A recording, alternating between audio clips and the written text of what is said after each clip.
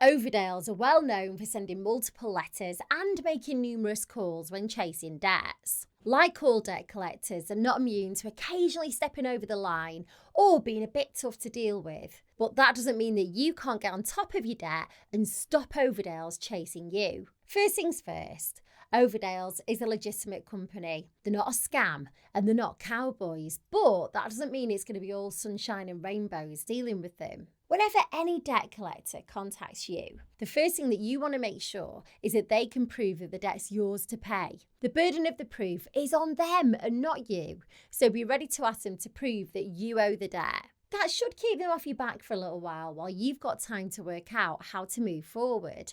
If the debt is yours, then the simplest solution is to work out how to pay it.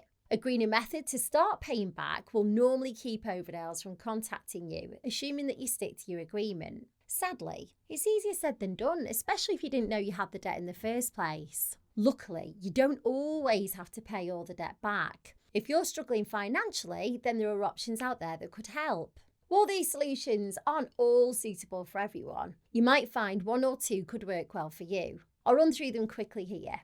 First up, debt management plans. They're an informal agreement that you make with the creditors to pay back your debts at a lower and more affordable rate. Normally that means paying less each month, but over a longer time frame. The catch is that you can't include all of your debts in a debt management plan. So things like credit card debt, personal loans and an overdraft, they can all go in, but court fines and mortgage arrears, they sadly can't be part of it. Next is debt relief orders. They freeze your debt payments for a full year, and then if your situation hasn't changed after 12 months, then the debt's written off. So you make no payments towards a debt in 12 months and interest isn't added.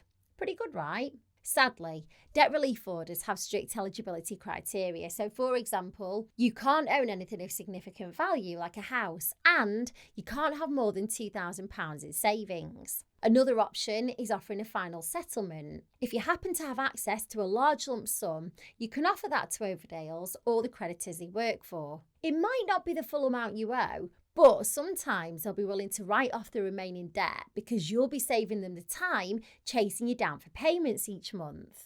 Unfortunately, getting your final settlement offer agreed might not be that simple, and Overdales or your creditor could simply refuse. Individual voluntary arrangements are another way to deal with Overdales. It's a formal agreement between you and your creditors to reduce your payments to one simple payment each month. It lasts for 5 years and then at the end, any remaining debt's written off. Again, like with all these options, there are catches. IVAs are legally binding, so you'll need to keep up with the terms that you agree to.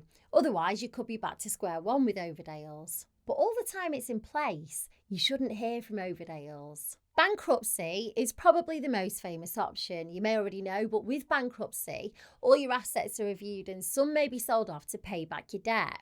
After a year, any remaining debt will be written off, and like with an IVA, during your year of bankruptcy, you shouldn't hear from Overdales. Of course, bankruptcies have some obvious downsides, mainly that some of your belongings may be sold to pay for your debt, and your credit score will become low. Paying back your debts, whether in full or using a method that I mentioned earlier, will ensure that you keep Overdales at bay. Unfortunately, you can't just ignore them. They're likely to be persistent, which could make matters a lot worse.